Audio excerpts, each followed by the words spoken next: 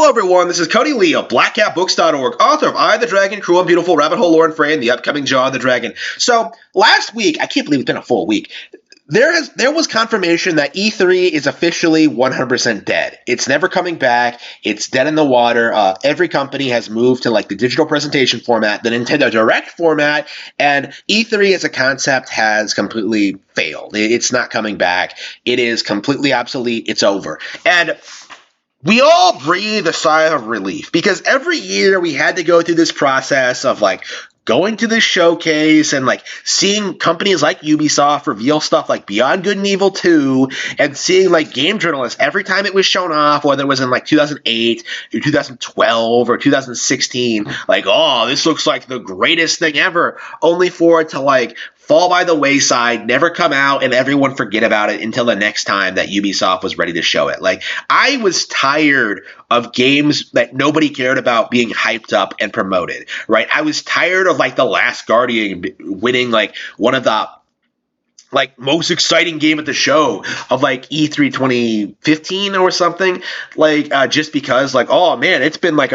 almost a full decade since they showed this game off. I was sick of, like, the PlayStation shilling, like, the constant just damage control, the constant, like, corporate nonsense. Like, it came off as if fanboys were weaponized the conference to try and downplay like the far superior Nintendo consoles. And that's been true since like probably the 90s.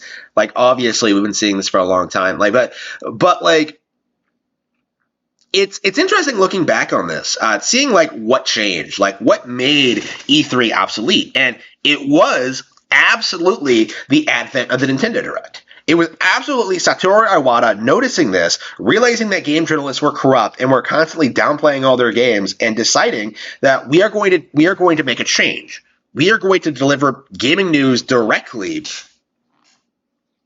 to our audience regarding like our upcoming releases and hardware. And so they came up with a Nintendo Direct format. And so they showed off the Wii U. And the immediate response from game journalists was to come out and say that the direct format didn't work, that nobody cared about it, that they already had E3, that like the direct formula was never going to be successful, and that Nintendo was stupid. And I would argue this is probably a big reason why the Wii U never really found its audience, because Nintendo introduced this format, and game journalists did everything in their power to prevent people from even knowing that the Nintendo Directs even existed, right? And if it wasn't for like just the sheer popularity of the Directs, of the games that showed off there, and how like, you know, journalists were forced to cover like the games that were shown off there, you know, like from Zelda to Tokyo Mirage Sessions to Star Fox Zero, you know, if Nintendo didn't like do Nintendo E3 Directs, their presentations,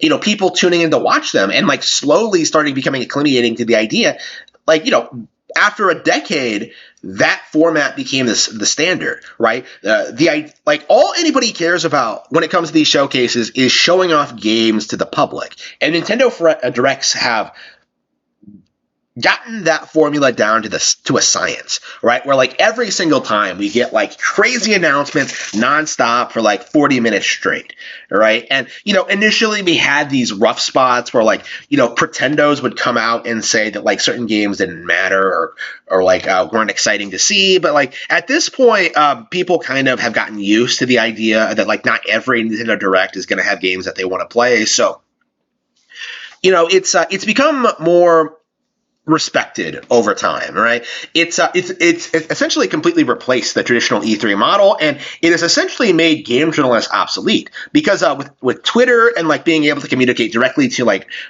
their audience, like game journalists cannot spin game announcements the way they used to. Like if Nintendo announces something like a Fire Emblem Engage, right, rather than like having game journalists come out and like talk about like, oh, this game doesn't look serious enough. Like you're going to have people come out and like, you know, actually be enthusiastic about it. Like, you know, its unique aspects, you know, the history of the franchise is supported here. Like you'll see all this stuff all this exciting stuff that like game journalists have difficulty keeping up with and creating narratives about. Like, there are so many different games that have surprisingly become successful through the Nintendo Direct format that it's safe to say that the formula will continue for quite some time, until I think that like Nintendo Direct news becomes like sophisticated enough that that it allows people to like just turn on their console and see what Nintendo has in store for them in the future, right? You know, game journalism is completely obsolete, right? So